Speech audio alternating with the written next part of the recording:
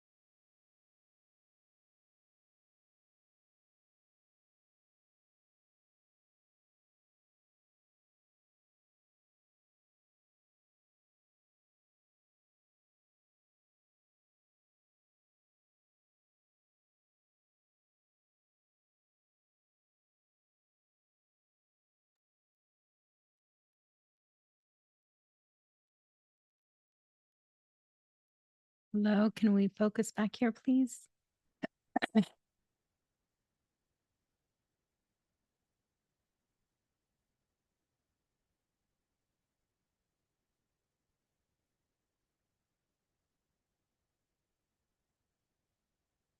A fair. On number 10, um, I did not see that that was a bad thing. That's one thing I can confirm.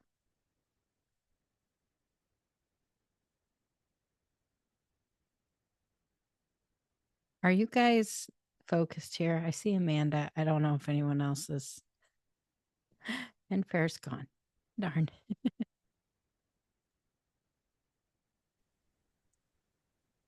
Hi there. Karen, did you get your hair cut? That's a yes. Yes, I did. Nice. Thank you. Yes.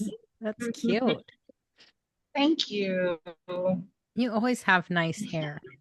Man, Oh, last time I saw you, I was thank like, you. man, look at that beautiful hair. And now again. That's nice. Thank Well, you so much. I appreciate it. sure. So did you guys get anything while you were engaging? I saw Fair got a lot.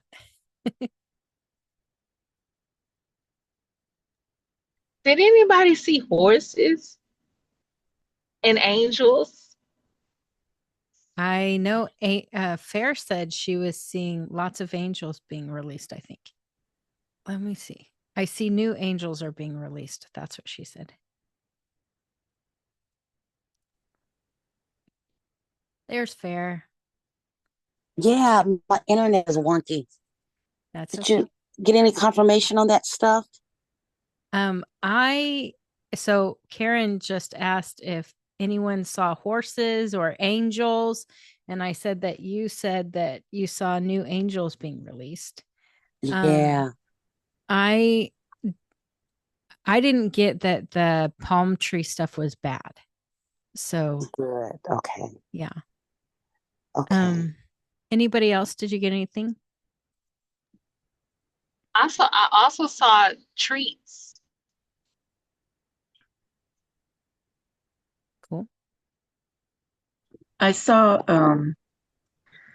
three stones, and it was a purple stone, a fuchsia stone, and then a red stone.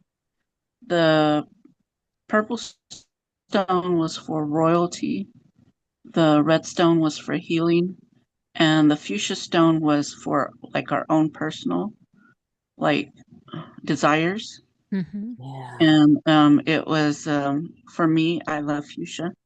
So that's why I was given the fuchsia stone. That's cool. So you can engage and see what color stone the Father wants to give you. And Fair, I see you just said, will someone screenshot the chat? I need a copy of what was released. Do you need that right now or Oh no, no, no. Because once you're kicked out, you don't get the old messages. okay, well, just so you know, I can send you it like automatically generates the feed afterwards. And so I can just send you the chat. Okay, Outstanding. cool.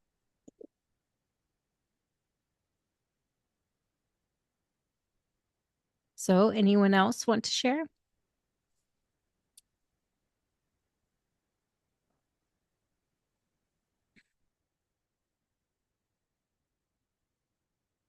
Okay, well, I was seeing all of all of us being kind of wrapped up in this cocoon looking thing. And I could tell it was like the protection of a mother and like that feeling of comfort. And it felt like nothing could touch us, but also this kind of nice relaxation, nurturing kind of feeling. Yeah. Yes, I forgot when I first entered, everything was really quiet and still. And I was kind of like tiptoeing in, and I was like, Yeshua, what is going on in here? He's like, everybody's in their peace. Everybody is like doing their meditation or getting their rest. And um, but today I read something about the Holy Spirit, and I know we've talked about this in different classes about how the Holy Spirit can have the spirit of the mother, Mm-hmm. and that was one of the things that I was sensing on today too. That's awesome. Well, good, because we are focusing a lot on the mother stuff today. Lorato, did you get anything you want to share? Okay. I got distracted. I had to move. My son was crying and screaming, and I came back, and then I closed my eyes. He came back here to take him back to the other side. And when I got back, you guys were talking. Okay, no problem. Well, you're doing the mother thing. See, it's going right along with our class. It's so funny because when I was engaging the Lord about what today, I don't know if I told you guys this, but when the Lord first had me start this class, I did not know how in the world we could have enough teaching on healing for a whole semester. And then when he said, no, keep going past the semester, it'll keep going. I'm like, there's no way there's more classes I could teach on healing. And he every time shows up. And today, what he wanted us to really dig deep into is mother wounds. And so we're going to be really diving into some of that, which is not always the funnest thing. Okay. Especially, I know it's Mother's Day. At least in the States it is. I don't know everywhere else, but I know that that is maybe not the funnest subject to dig into on Mother's Day, but if the Lord wants us to, I'm sure it's important. So, it's interesting you were talking about this kind of mother part of God being Holy Spirit, and it's just this last week I was seeing something that I never see. I don't even think I told the person I was meeting with that I was seeing this, but I was meeting with somebody and the Lord showed me this, like, do you know how, I can't remember which word it is. I think it is Elohim is another word for that, or kind of phrase for that in the Hebrew is many breasted one. And I remember going, that is so strange. Like the Lord has never shown me anything like that. And just this last week, I was meeting with someone and I saw that. And I saw, like, it was very interesting, but he was nourishing this person with like mini breasts. And it was so different because I was just like, oh, well, I've never experienced anything like that before. But it was important. And it felt like they were in desperate need. And so what I realized is, as the Lord was kind of showing me why we need to deal with this mother wound stuff, is that a lot of times, even when we think we're perfectly healthy and have a good relationship with our mothers, we still carry these mother wounds from young childhood. And we kind of have a tendency a lot of times to make excuses for our mothers. Well, she did the best she could. Um, she tried her hardest. She didn't know what she was doing, that sort of thing. Okay. And that is probably true, but you can still have a wound that needs healed, even if your mom had good intentions. And some moms don't have good intentions. So that's even deeper. But I would say most mothers have good intentions and make sucky choices.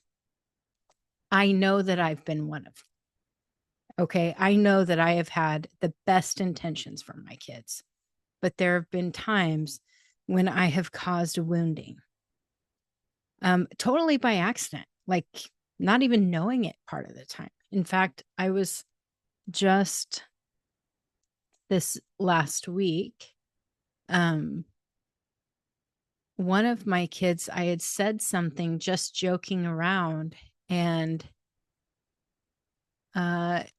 they said to me, every time you say something like that, it hurts me. And I was like, what? Oh my goodness, I'm so sorry. I was not trying to do that. And how they were taking it was they're lazy, they're not good enough, all of this. And I'm so glad that they told me. But I could have, and I had the temptation to, like most moms, said, well, I wasn't doing that. I was just joking around. You're making something that's more than what I was saying. I was tempted to defend myself, okay, and say, hey, that's a you problem. But when we do that, or when our mothers do that to us, we are dismissing the wounding. And the problem with a lot of our wounds that we have, our moms just seriously didn't understand that they were wounding us. Even if we told them, even if we said something, they still would not see it. I had a time when you have consistent mother wounds, like, for instance, I'm going to tell you about what happened with my mom. When I had my own kids and they were little, sometimes they would go stay with her just to visit or whatever.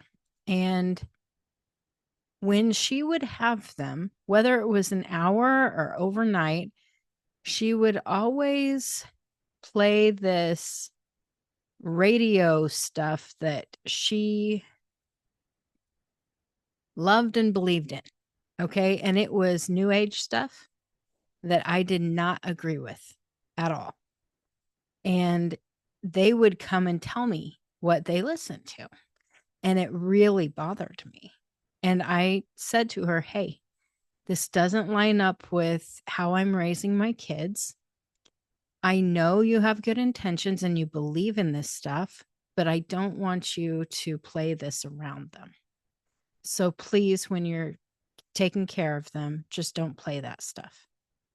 And she continued to do it. And I would tell her again. And she continued to do it. Until I finally, after a while of saying the same thing nicely, I quit letting them go stay with her. And I am sure that she felt her own convictions about it. Like, this is the truth. They need to know the truth, just like I would feel about my own Christianity. Like, they need to know this, right? I mean, I know her intentions were good, but she didn't listen to what I was saying. And it was consistent wounding me.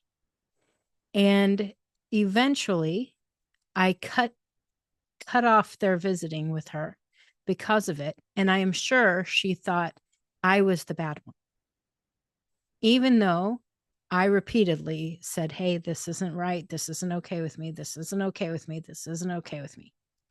And this happens a lot where the parents, the mothers, don't understand what their children are saying. Even if they've said it over and over, they still will feel offended or hurt themselves, or just simply don't get it when they wound us.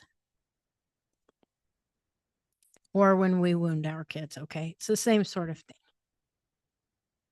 So, what I want us to do today is take a little bit of time and just ask the Lord to reveal any kind of mother wounds that we may have.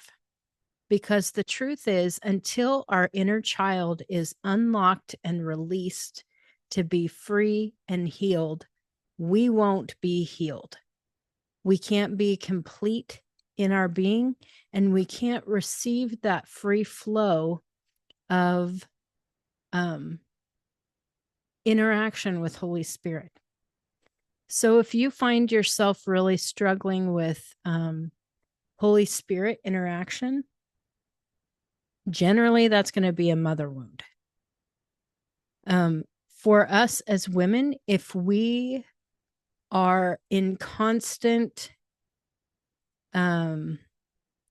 masculinity, okay, this might sound strange. I'm not saying, hey, we're all dressing like men, but like if you see yourself constantly needing to control, always going, I'm independent, I can take care of myself, I'm doing all this on my own. If you find yourself wanting to be alpha all the time, you probably have some of these wounds that are unhealed. So we need to go and really see what are these wounds and how can we go through the healing process. So if we can, I'd like us to engage yet again and just focus on any of these things and ask the Lord to bring up memories. Okay. What are some memories that I need? If you can, write it down. I see, Karen, you're driving, so that won't be easy for you. But if you can, write it down, because then we're going to go through how to heal these things. Okay.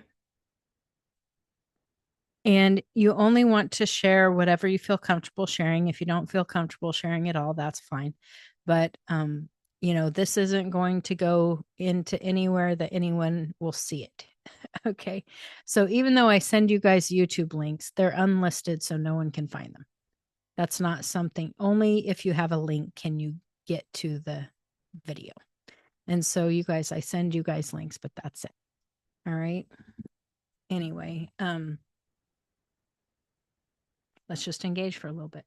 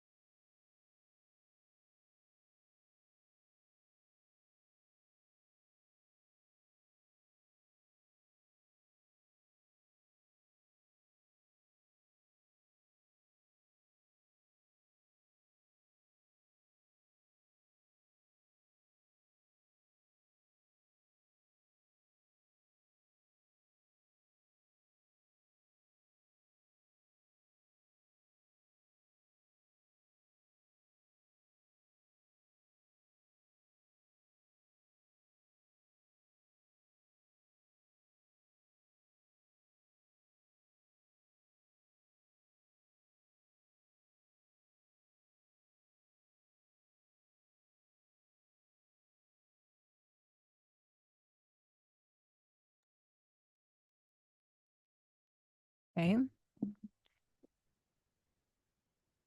Want to focus back here?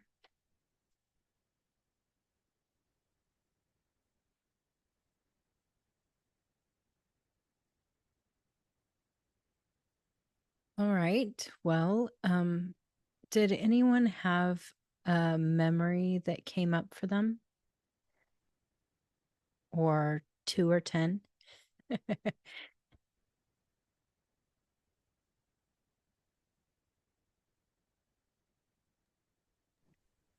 I did. I've had a lot of healing with my mother. And one of the biggest things is that the Holy Spirit told me that my identity was, I was finding my identity in the things that she poured into me. And it was not who my true identity was. There was a lot of verbal abuse, some physical abuse. But the one thing that when I asked the Lord about the memory, this one memory came up about um, we were in a grocery store and I was like walking around looking at stuff, and she told me to come on, and she told me not to get anything, not to touch anything. She was checking out and for me to be ready. And you know how um, by the cash registers, there's like little knickknacks and things like that. And I don't know if I wanted a candy or paper dolls, or I don't know what it was that I wanted, but she got mad at me and she pinched me on my face. And she pinched me so hard that I had a. So we go to the car and I'm in the back seat. She's driving, and well, she's not driving, but she's in the driver's side. And this man comes up to us, and I don't know who that man was, but he seemed very familiar to her. And I don't know if he was a policeman or who he was, but I remember him talking. They were having a conversation, and he was like leaning in the window. And then I, came up and I was like, he looked at me and said hi to me. And then he asked me what happened to my face. And I told him what happened to my face. And she kind of like got embarrassed and said, no, that's not what happened. And then I think that's all that I remember about that. But I don't know who that man was. And like, I don't know, like it was kind of like she was trying to get out of the store before something. I don't know, she was in a rush to get out of the store.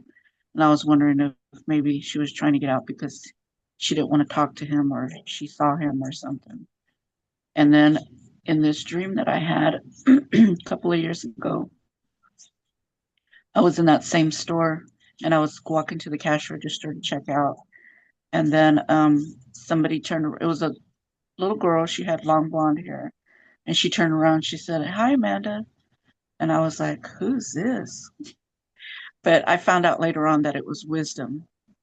And so I thought that was like that dream came up to my mind too when I was thinking about that memory.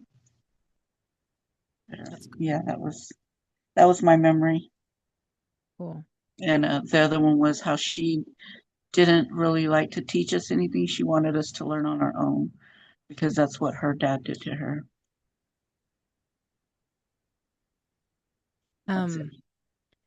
So if you don't mind, I'm going to use your first story as an example of what maybe to do to receive healing in that area. Okay. Um, I would kind of ask that little girl part of you who is going through it. Ask that little girl part of you, what do you need to feel like, well, actually, the very first thing you probably need to do is find what emotions are you feeling. Are you feeling hurt, scared? Are you feeling abandoned? What are the things that you're feeling in that moment? Okay. Mhm.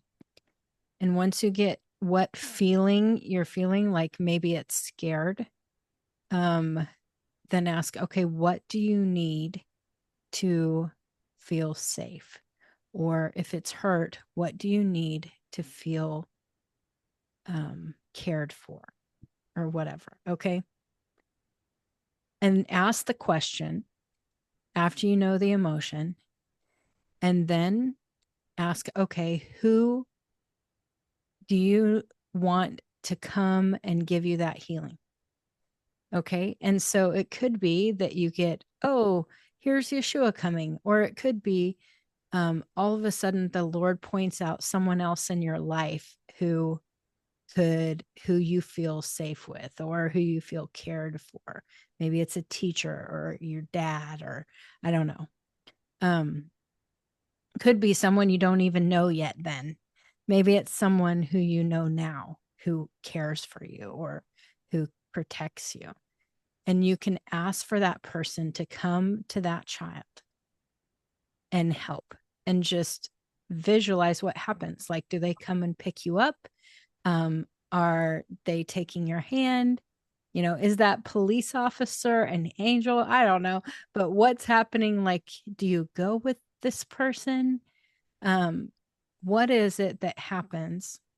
And then see how you feel, and your emotions might change. It might be that you feel safe, but you still don't feel like you have your needs met or something. I don't know. You still want the candy, or I don't know what it is, but something else might come to you in that moment. And then continue that process of asking, okay, who needs to give me that? That sort of thing. And keep going until you feel healed. Okay. That is a good way to do that. You can also ask Yeshua to meet you in that memory and ask where he was and what he was doing. And it will change how you remember that moment as well. Because if you see kind of what's going on behind the scenes, oh, he sent that police officer, or, I don't know. But whatever it is, you'll be able to go, oh, wow, this is a good memory instead of a bad one. Maybe he was teaching your mom. Maybe, whatever it was happening. You can really go into that, and that will change the memory too. And when you do that, it will change how your body feels as well. So, one of the things that we have a tendency to do is we may go, well, I've forgiven her for that a million times. Why am I still feeling this? And it could be because your body is carrying this pain still. Maybe in your face. It could be in your face that's still carrying that pain, even from being abused there. And you can be able to get your body healed from that. Those cells won't have the same memory if you change the memory, and if you really see what your body needs to be heard. You know what I mean? Okay. Anyway, just use that example in everything, in all of the things that you experience. You can do those same sort of steps to receive the healing from the Lord, if that makes sense. Okay. Anything to add? No. Okay. Mhm. Lorato, did you want to share?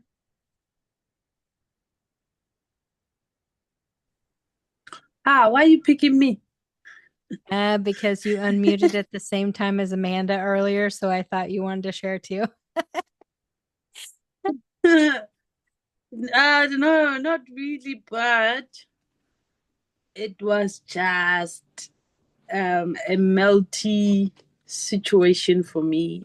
I just sort of like we switched on certain emotions that I have suppressed, and it was just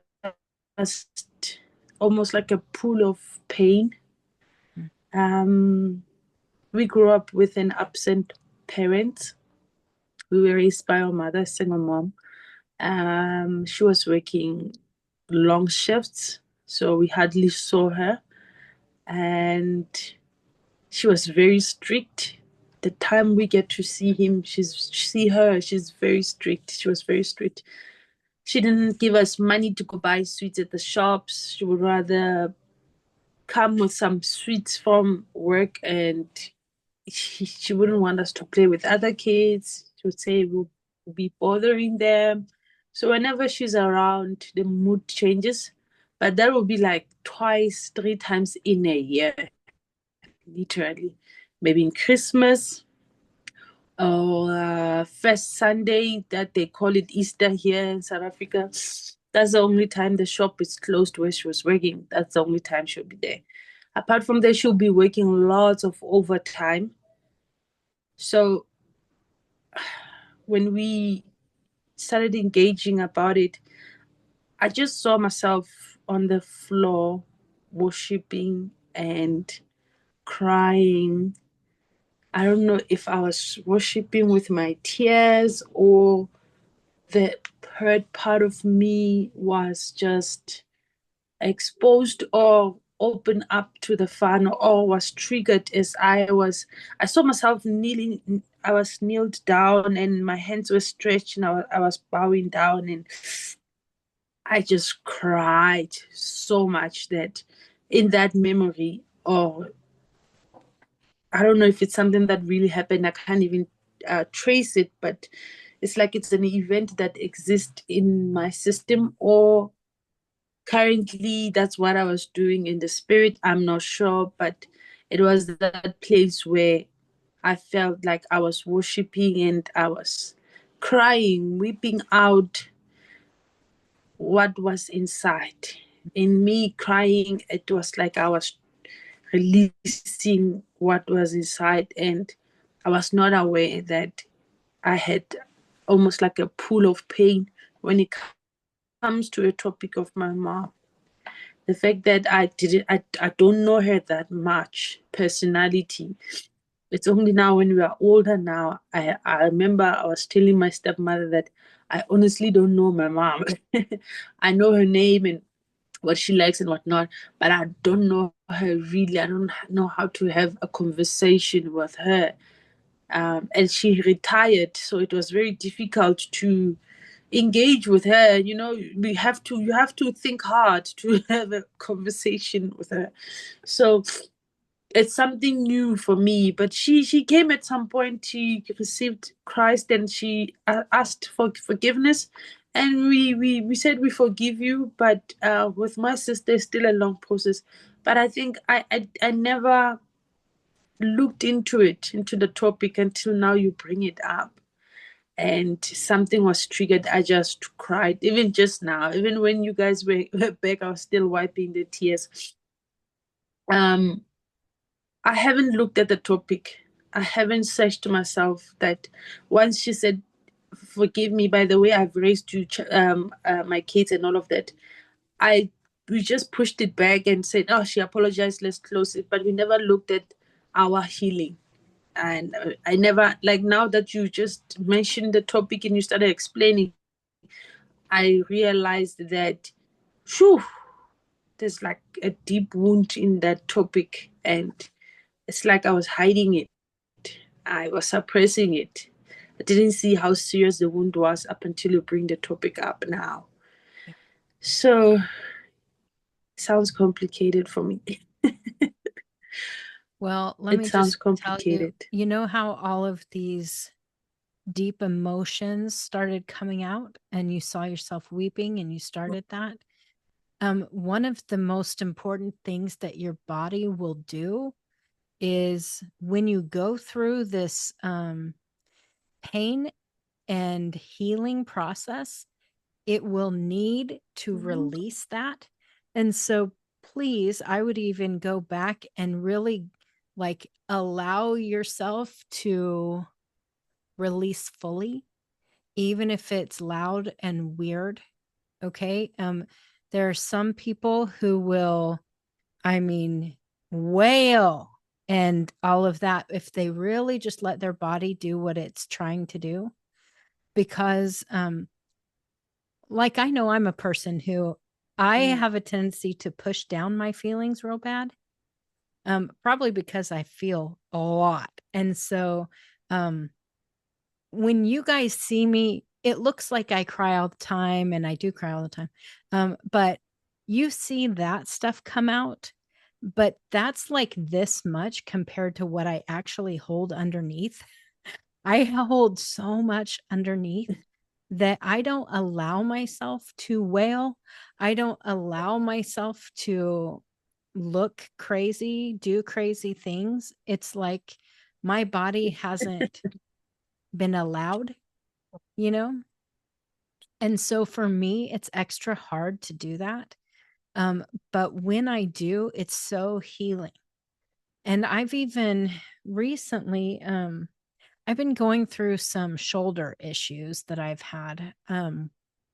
It just has not gotten better, and it's been a real struggle. And I've been working with a doctor, couple doctors actually together to help get this stuff released. And as we're going through it, um, he starts doing stuff, and all of a sudden, with barely anything, I just start crying. And he's like, "What's going on now?" I'm like, "I really have no idea." Like, I'm not, I have no idea. I feel like, what, why am I crying? I can't tell you, but my body is like making me cry.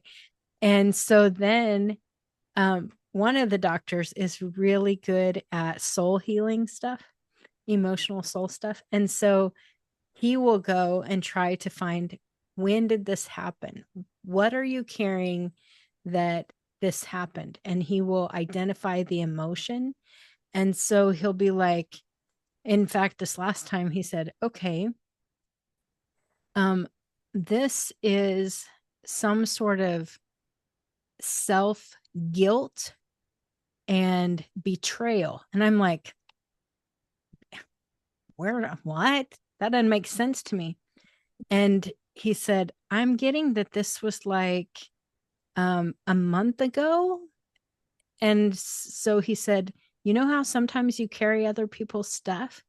Go back to a month ago and see who you're meeting with. So I did. Sure enough, someone who was betrayed and all of this stuff, my body was carrying their junk. And so when I was releasing it, my body had to release the emotion that was not just mine, but theirs. And so I don't always realize that I'm carrying other people's stuff. Like I know I enter into oneness with people a lot. But I try to remember to release them back to the Lord. I don't always remember to do it. And so then I start carrying stuff. So you might also think about, in these moments when you're dealing with these mother wounds, are you also carrying their wounds? Are you doing that? Do you take these things on? Because, like, for me, I'm an empath. So I accidentally take other people's feelings on. And I have been like this since I was little. And so I will take on my mom's feelings. That is a big struggle for me, is that I've done that, especially with my mom, for a long time. And I've carried her stuff. And so you also need to identify, is this part of her pain that I'm feeling? Is this my pain or is this her pain? And be able to really let your body release that and ask the Lord to help you identify that. So, yeah, it could be. And so I hope you guys are all like, this is why I wanted you to share if you feel comfortable, because each thing gives kind of different insights and different kinds of healing we need to go through. And it's not always the same. It will look so different for each kind of trauma that we go through. So even if you had like 3 different memories come up, it might look different what you have to do with the first one than what you do with the third one. You know what I mean? It's going to look very different. So, yeah. Anyway, thank you for sharing, Lorato. Thank you. Anyone else have anything you feel led to share? I want to share. Yesterday, I was talking to Karen about some of the behaviors that I have. In short, I had to attend a funeral yesterday, um, and I had to help my mom, who is turning 73 at the end of this month, and my uncle, who is 77, that who's legally blind and has mobility issues. And I felt like I was Hazel, the maid. I felt like I was Hazel, the butler, and the chauffeur.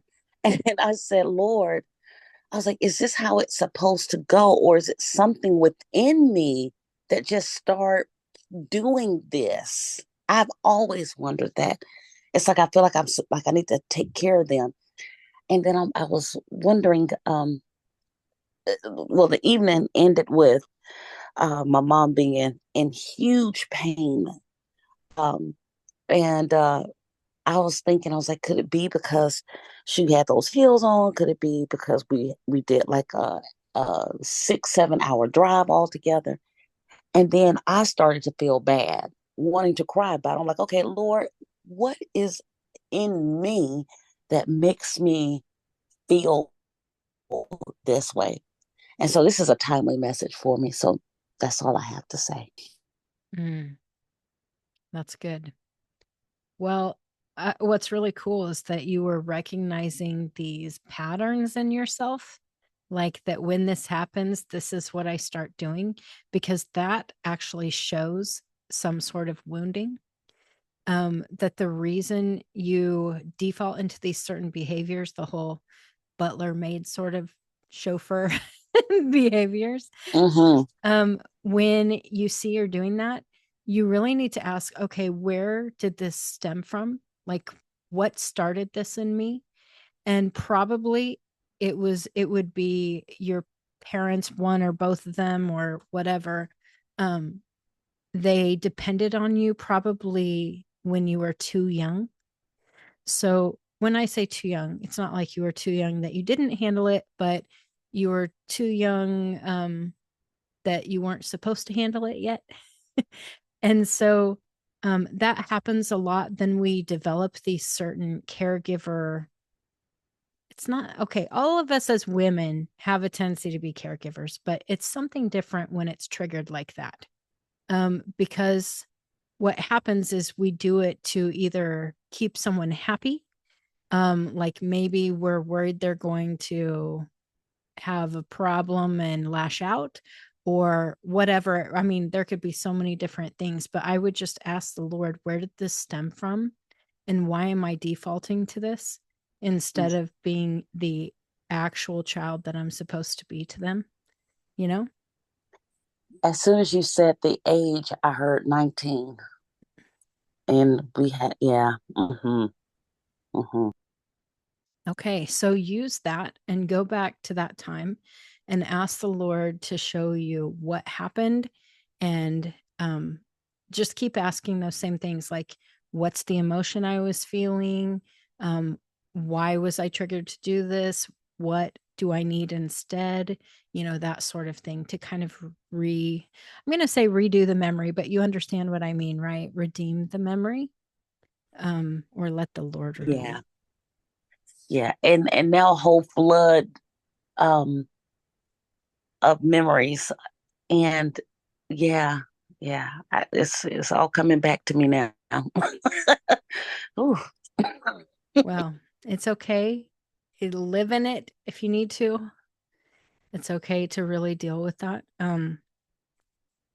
This is healthy. So today, dealing with a lot of these things is going to be very healthy for us having a good Mother's Day. um, is that we can deal with some of this so that we have good feelings in our heart toward our mothers, and so that we have more compassion and that we can appreciate them and all of that more.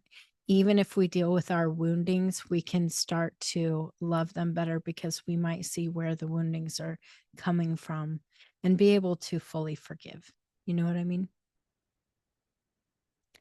But this is something you can continue for a while. I would say this whole week, expect to deal with some of these things more. And also, I would give your body grace, because when your body goes through some of this deep healing, you might start to feel kind of sick, because what happens is your body physically starts detoxing. And so you might feel kind of sick, and don't freak out about it. Let your body heal and have grace for your body in that way. So I'm not trying to say, hey, you are going to for sure be sick. I'm not trying to speak that over you, but I'm just telling you what your body naturally does is it starts to detox, and it takes a little while to kind of catch up to where your soul is feeling great and healed. So your body may not feel great for a couple days. Okay. So just know it's okay. And that doesn't mean something's wrong. Cool. All right. Anybody have anything else you want to share? Um, I actually had memories of my mom, and she was really sick for a long time. And we actually had to take care of her. So we had to do everything. And I was in middle school, and being an adult and doing adult things before I should have been. It was fear, worried that every time an ambulance would pass by, I would wonder if they were going to my house. They would call me from school and tell me, okay, my mom couldn't let the home care person in. She had fallen, so they had to come pick me up from school so I can come and let them in. It was just a lot. It was prolonged, and a lot happened to me during that time. Yeah, and it was always at a time when my mom was sick. Wow. So That's really interesting. Well, I think you probably have a lot of emotions that are attached to that stuff that need to be healed. It sounds like because it's a prolonged thing, um, there are probably parts of you that are stuck. I don't know that for sure. I'm not trying to speak it over you, but I'm just saying in general, that's what happens a lot, is when you have kind of prolonged trauma. And I know that at the time you wouldn't have considered that trauma probably. Um, but looking back, it's for sure trauma. And so when you have repeated trauma like that, a lot of times you have different parts that kind of fragment, and you will default into suck it up, deal with it mode. You know what I mean? Um, which you probably see yourself doing today. I'm going to guess that that is part of your personality now. So it may not be a healthy part. It may not even be the real you. Okay. So you might just ask the Lord to show you your true identity and see if it lines up, because it could be kind of the real you is stuck at that age. And so I would just ask the Lord to try to reveal that to you. Okay. So it doesn't mean that you aren't you.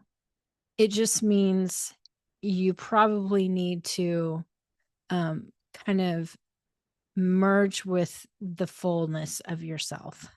That what you're dealing with, you are probably functioning in a certain part of you.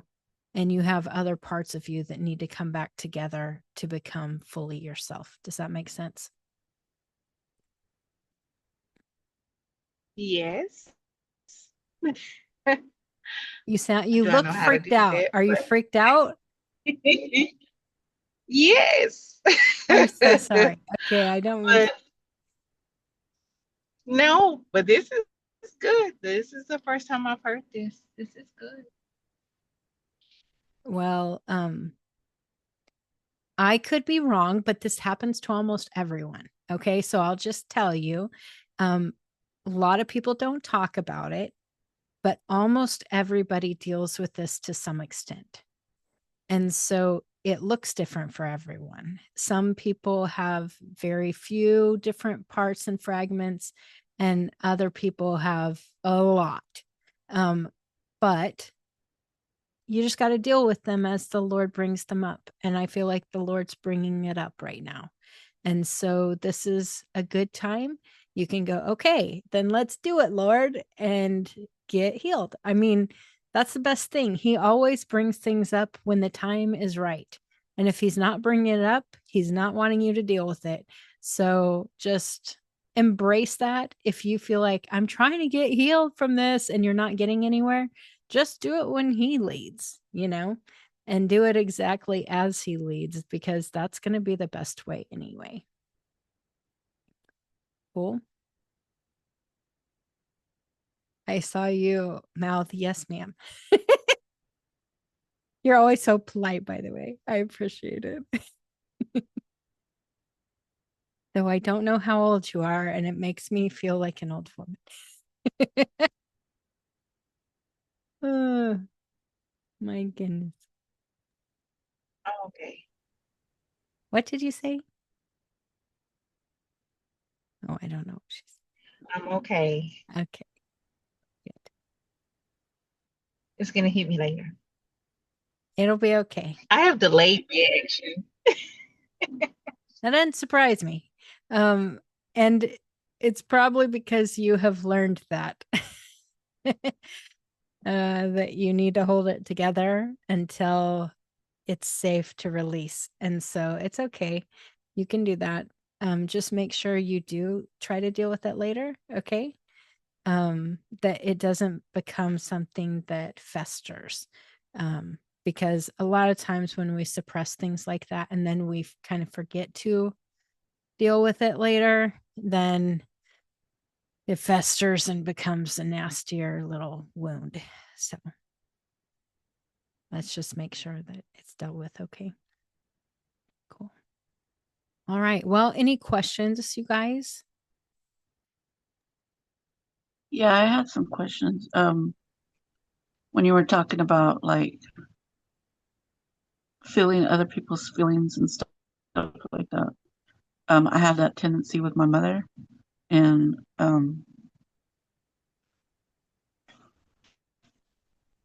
her mother and her were both diabetic, and I think my mother was a type 1. But my grandmother, before she passed away, like she had her legs amputated up above her knee, and then my mother, she passed away from um, kidney failure. But one of the I don't know, I was just thinking about this because they both had issues with walking. Because when my mother passed away, she had a stenosis in her spine. Mm-hmm. And so I was just thinking about it, and I was just thinking, like,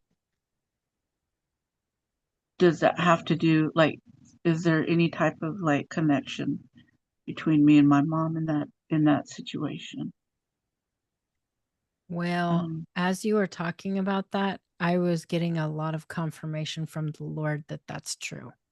That a lot of the stuff that you're carrying is not your own, and you have thought it's your own, and that's why you're not getting healed very well, is because you keep trying to deal with it as if it's your own. And so I would take these things to the Lord and ask to release both your mom and your grandmother um, back to Him so that they can be fully healed, even if they are in the heavens. Okay. I don't know where they're at, but if they're in the heavens, they can be fully healed, and so that you can be fully healed. And any kind of, I would also ask Him to show the root of when you took that on. Because like the Lord has shown me, this is something that's coming up for me right now as you're saying it. The Lord has shown me before, and I forgot about it until this moment, which would really help me. I remember I was at my grandma's house who had diabetes, real bad. She ended up dying from it too. And um, I remember someone telling me, I don't know who it was, but someone in my family there telling me that it skips a generation, so I will most likely have it. And I accepted that as truth, that I would then have diabetes when I was older. And now I do. And so, anyway, just the Lord bringing that to my mind is a great place to deal with that initial acceptance of this disease. You know what I mean? To then be able to reject that, because, like, my sister rejected that word. I remember she rejected it and I accepted it. And so I can say, oh, I'm going to go back to that time, reject that word, and know that it's not for me. And so I can do that and see what else the Lord leads in that way too. Because maybe I was taking on some of I remember caring for my grandma a lot when she was going through dialysis, and she became blind and all sorts of things. And I would care for her a lot. And so I could also try to go back and see, is there a time when I was taking on her stuff to help her feel better, because that's what I do. And so you might have done the same thing with your mom or your grandma too. Yeah, because one of the things that I got a while ago when I was listening to you was trauma, because there was so much going on because of the diabetes, and it was they were constantly fighting and yelling at each other, and it was every time that we went to my grandmother's, which was pretty much daily, and then it was my mother when I was when she got ill. I was living in San Antonio, and then I went back home to go help my dad take care of her. And I was the one that was living with them. And even though that I wasn't like her caregiver, I was helping them with, like Farrah was saying, taking them there, taking them to their doctor's appointments, and being there to hear everything that was going on and stuff like Yeah. that. Well, it's interesting because I don't know when I heard this, but it made so much sense to me. But I heard someone do a teaching one time on those who are empaths or empathetic, and how it always stemmed from when they were a child, having to walk on eggshells and always um, identify who's feeling what in the room to try to make things better. And so they would start to learn and read people's feelings really easily, because they were always worried about when are they going to blow up? What can I do to make them not do anything, or whatever it is? And so, and I thought, shoot, that really did happen to me all the time. That was exactly what I went through. And so, yeah. Yeah, and I always said that because I worked with at the state school, and I worked with people that were had mental disabilities and mental illnesses. And people would be like, how do you do that? How do you keep it all together when they're hitting and kicking and spitting and cussing at you? And you're just like so calm. Like and they would tell me you can talk somebody off of a ledge, and I was like, being with my mother prepared me for that when I got into that job. And it was not just only my mother, it was the whole dynamic of everything in my household and with my grandmother and my uncles and aunts being around, just a lot of fighting and, stuff like that. And it's true. I learned how to do that as a child, was to read people, because my whole job and what I trained people with when they came to work and on my team was to get to know the people and learn their likes and their dislikes and just be really interested in who they were as a person. Well, You that's know, it's crazy. funny you're And my saying mom, that. I'm starting to see the same thing, like little things. It'll make us become very good caregivers. yeah, That's we're going to be the best caregivers. And I realized, when we have a family dinner, I have to make sure I know everybody's sensitivities or diets that they're on or whatever, to make sure that I'm like cooking things that every single person will be happy with. Which is so funny. Nobody does that for me. But I am doing that with every single person all the time just to make sure. When I was in church, I would make sure, well, I know that they're gluten free and they're lactose intolerant. And I would know these things about people to make sure I made something that could be for everyone. And I think that that comes from that childhood wounding. Is yeah, just trying to constantly read the room, constantly make sure hmm people are happy and cared for. And yeah, it's interesting because you know that the people who you're caring for aren't going to see it or appreciate it, but you're still hmm like feeling like you must, right? well, and when you're saying all these things too, like in my household, I'm the one that like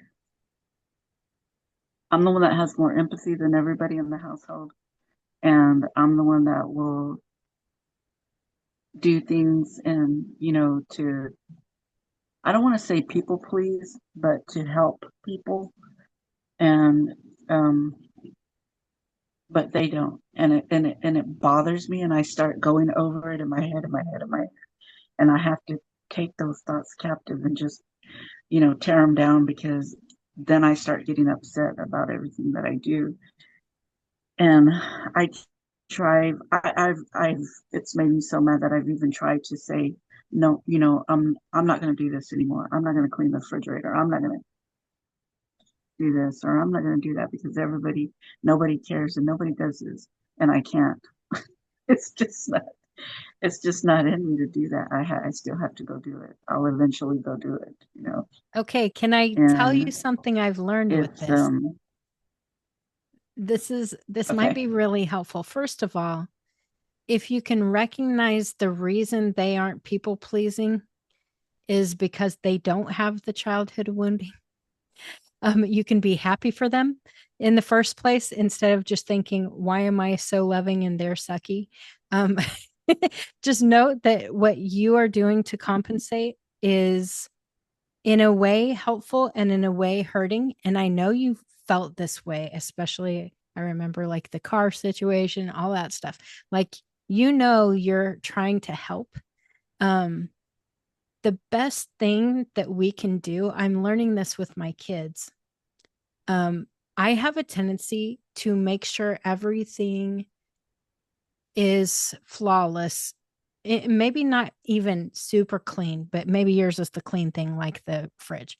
But like for me, I need to make sure that there is always toilet paper, that there is always, whatever it is, to make sure everything's done and nobody even notices that, right?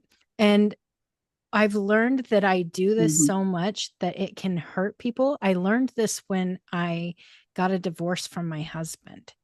When he moved out, he didn't know how to grocery shop. He didn't know how to do like basic life skills because I was doing everything like that. And he didn't even notice that he didn't know, you know, until all of a sudden he had to do everything himself. He doesn't know who the bills go to, nothing. Like that was all me. And so now I've learned I have to teach the people I'm living with, which are my kids, but like your family, I have to teach them, okay, this doesn't just magically happen. So let's take turns in doing this. And so I've started doing that with like all the household chores and stuff, that let's take turns doing this. And now even I'm going, okay, it's time for me to show you what to do to make a doctor's appointment, and all of these things, because I have a tendency to just do all of the things, and they don't know their health history, they don't know anything about. And so you can do the same thing with your house. Say the fridge, you just want to leave it but then it'll get really nasty because they still aren't trained in doing it. And so the best thing to do is say, hey, I've noticed that I'm doing this all the time.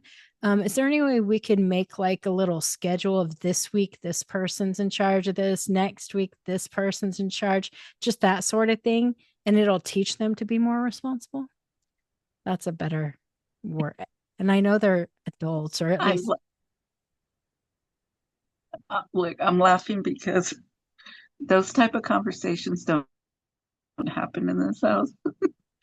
Like my family, they have a different type of wounding than I do, and theirs is deeper because they have to be in control of every single situation, and like um you're like what you want and what you need is not, it's not my priority.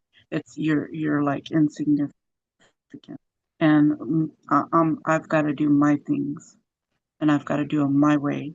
Otherwise, it's not going to happen, And so, I mean, I'm going to try. I do that with my nephews. I do that with my younger nephews. I try to teach them, and with my older nephew, I try to encourage him, and try to make him feel like he's not insignificant, because there was a time when I did do that.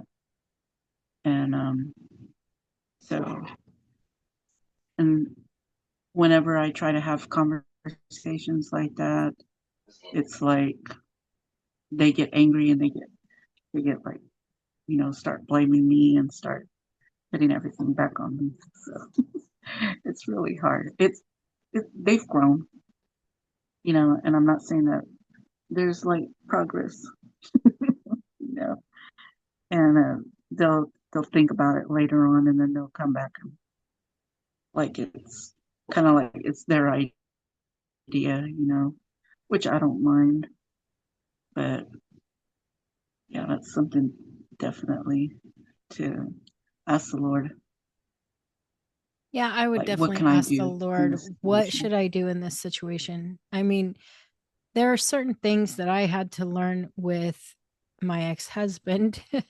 um, I couldn't tell him what to do. It would have to be his idea. So one of the things I learned to do is say, hey, I could really use your brain power right now. Could you help me come up with um, a solution for this? Here's the problem. And then help them come up with the idea. And it could be they take it well, and it could be they won't. But I know that really helped with my ex-husband. And I told this to my daughter, Eden, because she was struggling with, she really wanted to do this certain thing with her room in their new house. And her dad was like, no, we need to do it this way and this way. And I said, you know what, Eden? He loves coming up with ideas. He loves being the one to figure stuff out. So why don't you say, hey, I really wanted to make a little map of how things should go. Could you help me figure this out? And you'll have ideas, and you'll let him kind of lead it.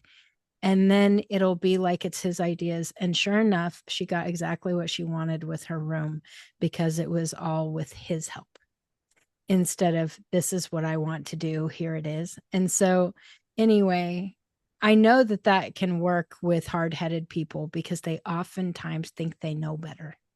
And so, if that is your family and they all think that they know better, then that might be something that you look into. Is really ask the Lord to help you with what words to say to make it their idea. Right? Okay. Anyway, oh, I've been through too much of that weird stuff. I know. That's crazy. All right. Any other questions?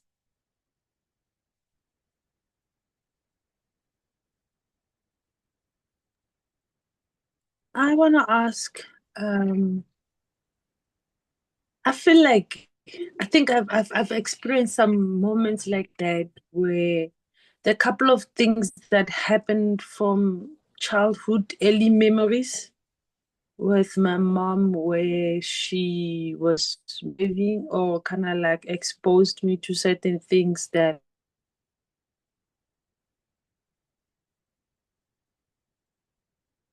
at that age I shouldn't have been exposed to. It was confusing when I'm older, made judge the situation for what it was. So a lot of times I feel like going to that moment and identify it and call it out as what it is. And I feel like after doing that, only then this memory can go away or it can rest instead of sometimes it was just pop up in out of nowhere. And there's part of me, I think it could be the child in me, questioning that behavior, questioning that action. At some point, the reaction of my mom, I will feel rejected at that time when that behavior takes place. And it's like there's a part of me that wants answers, you know? And as you were saying when you started that, we turn to love our mothers and we believe they done the best job and we we overlook other hurtful things. So I haven't turned and faced the other hurtful things. So who do I go to when I want to have the conversation, replay that event, that moment that still bothers me or that still pops up randomly in my life? And it's like the memory wants to replay itself, and there's questions that need some answers. And the older me now, I'm trying to say, no, man, we don't even need answers. It's something that happened a long time ago. Let it go. But the memory keeps popping out of nowhere. Like you were saying, we might be carrying emotions of our parents as well. Because I had a situation at work about 3 weeks back whereby a supervisor was trying to put me in a meeting with a client after a couple of guys were fired by the same client. And then I had to present something to the client of which I had no understanding about. I was not given training on, and I just refused to be the one presenting that meeting. Well, I don't even have an idea what they're doing. I was told, why are we saying this? And then they asked me to go and present the same thing to the client just because I was helping with the typing. So I told them, I know I'm not going to expose myself like that. Give me time, help me to get necessary knowledge to know what am I getting myself into before. And they insisted, and in my refusal, I cried. And hello, can you guys hear me? I can hear you. On my side, everybody's. Oh, okay. My side, it was freezing. So I cried nonstop. Tears came out, and the situation was not a situation for me to cry, but tears just came out. It's like something in me was longing in there to come out, and I just cried. It got triggered, and I just cried. I didn't even know why am I releasing so much tears. Even when we're done talking about it and they let it go, once I see the person, I start crying again. The tears will just come down my eyes. And I think it is those trapped emotions, I think, especially if, like you were saying, we're not talking about it. We keep suppressing it, suppressing it. At one moment, something would trigger it, and you just cry uncontrollably, and you don't even know why. And the situation that will be happening will not be relating to the response of emotions that you are showing. So, who do I talk to? Because I feel like I need to talk about it so that we get over it and it ends. Mm-hmm. Well, here's what I really think you should do. You can talk about it if you want to do this. I mean, you can always book an appointment with me. But I think you have some of the tools that we talked about today to go back to those memories and ask the Lord all of those questions. What exactly was I feeling at this time? So if these memories pop up, that is an excellent trigger that you can recognize. Like, oh, this is still a problem. And so then you can go, okay, I need to deal with that memory. Ask the Lord to help you go back to that memory. And what were you feeling? What do you need in that time? Who can provide that need to you? Where was he at during that time? I would even ask the Lord to help you to see her through his eyes. That's something I do a lot if I'm having especially forgiveness issues. I will ask the Lord, please. I oftentimes am in the courts when I do this, but you can do it any way you want. But just ask the Lord to help you to see her through his eyes. And that will help you have compassion. It will help you really forgive. And you can then ask that his kindness be poured out on her, because we know that kindness leads us to repentance. And so ask for his kindness to be poured out on her, and your heart will change if you do that stuff. So I would recommend trying to do that on your own. If you feel like you still need to go through it with someone, of course, I'm happy to help you. I really don't think talk therapy is extremely helpful. Okay. And I know that this is my personal opinion. If you disagree, it's fine with me. Okay. And please note, if you love going to therapists, or maybe you are a therapist, it's fine. But I personally don't believe it's very helpful without going to the root of things. A lot of people stay stuck in this cycle of talk therapy where they will just talk about the same thing for freaking 20 years and never actually get through it, thinking that they're in their healing process, but it's not actually healing to just talk about it. So you have to really dig deep and ask the Lord to help you with the healing of it. And so finding that root, like, where first did this occur in my childhood? You know, if you have a memory come up, that's a perfect thing to deal with that memory. So it's kind of an easy way if a certain memory comes up all the time. Then you know that's where the root is. But yeah, I would try that first, if that makes sense. That's my recommendation.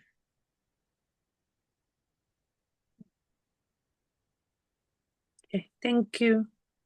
Yes, pleasure.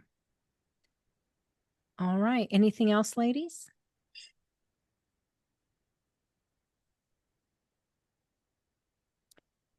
Okay. Well, I heard that last week a lot of people had some great times with the Lord with doing some gateway cleansing.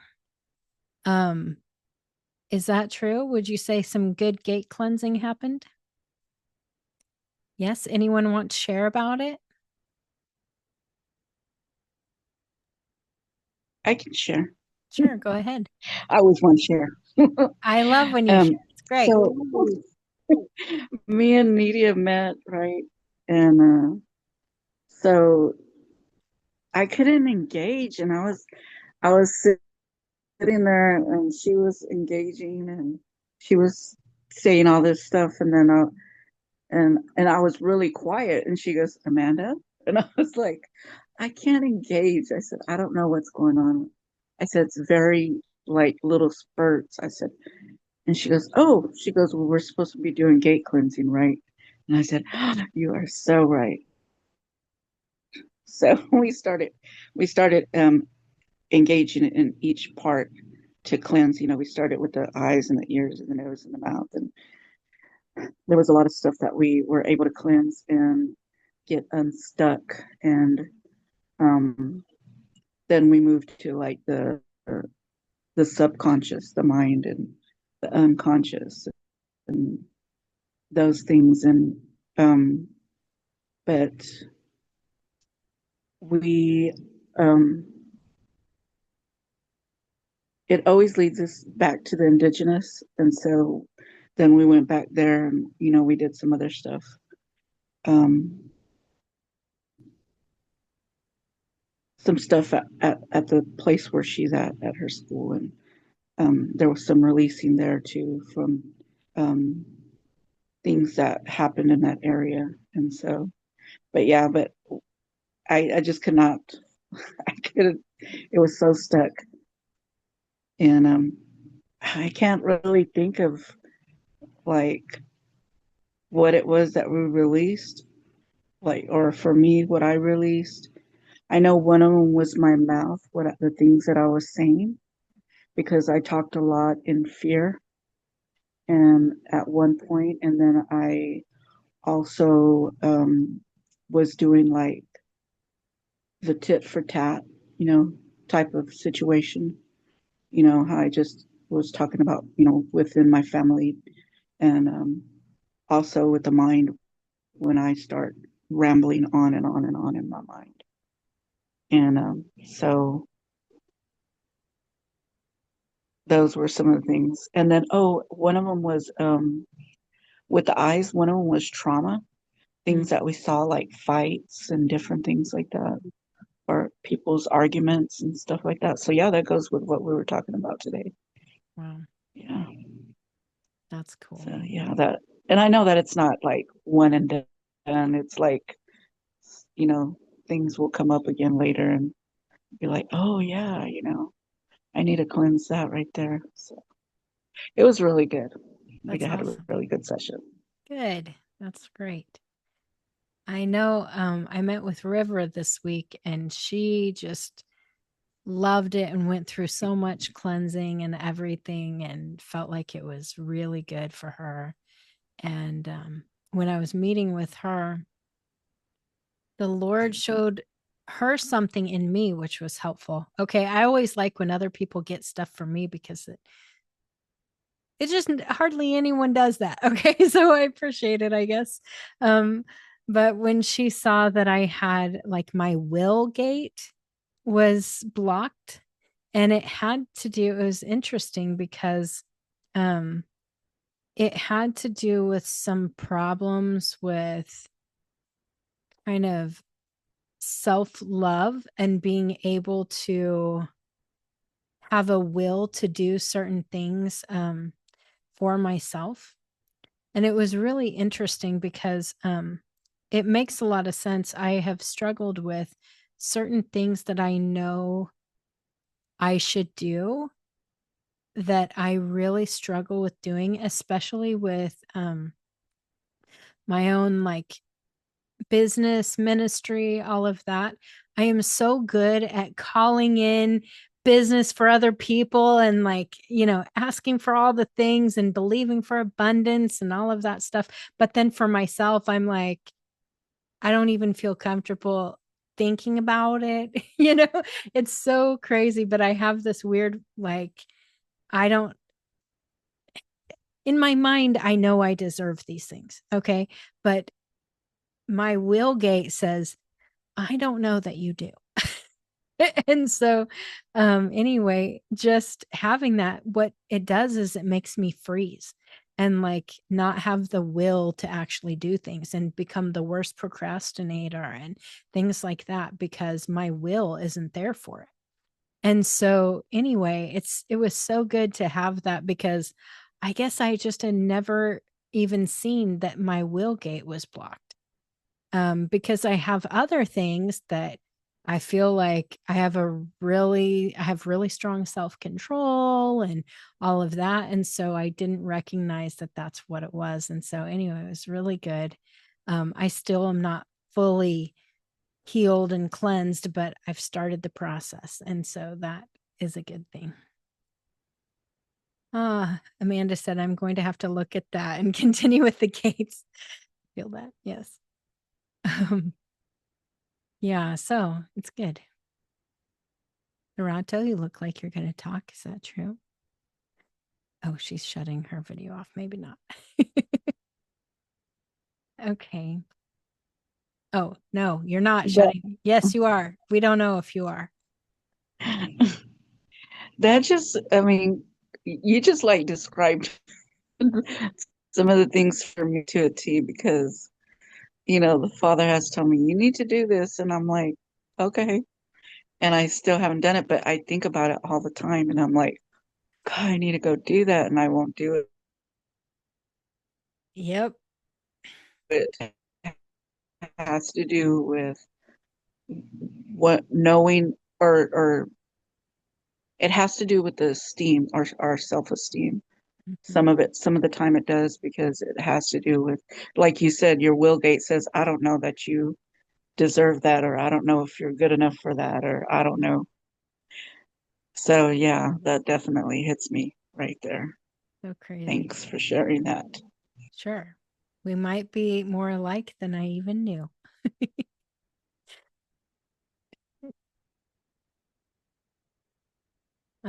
Well, I wanted to share one last thing with you guys. Um, I was talking with Fair this last week, and um, I don't really remember what we were doing, but I was helping her with some stuff, and she just said, "So how can I help you?" And I'm like, "What are you talking? I don't know. No one ever asked me that." And it's like it really caught me off guard. And she said, all of our class, you guys pour into us all, but everybody has different gifts and would love to help you. And I was like, well, that's nice.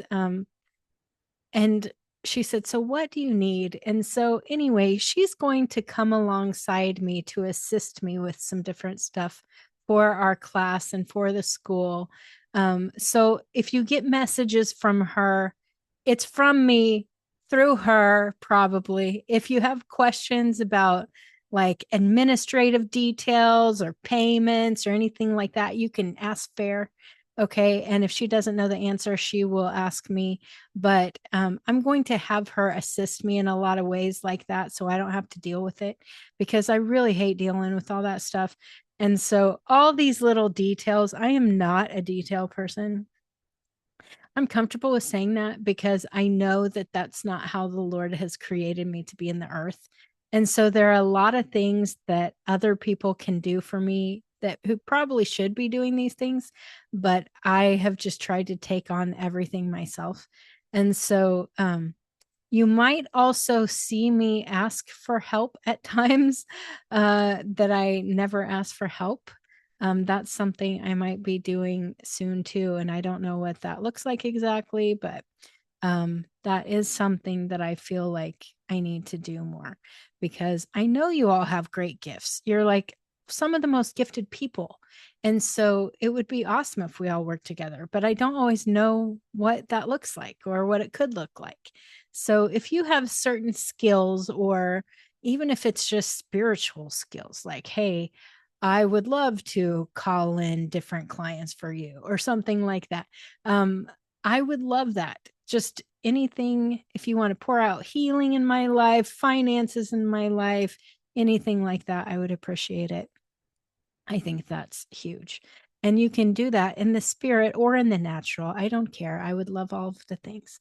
So that would be wonderful. But I just wanted to let you guys know that you'll probably be hearing from Fair more often. And I will be excited to have her assist me. Thank you, Fair, for offering to do that.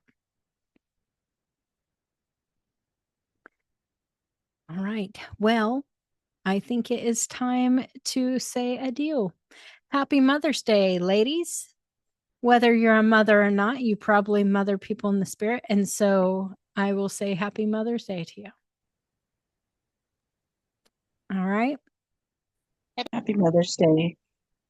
Thank you. Happy Mother's Day. Thanks. All right, guys. Have an awesome week. I love you guys a lot. Go through some healing this week, okay? All right. Bye.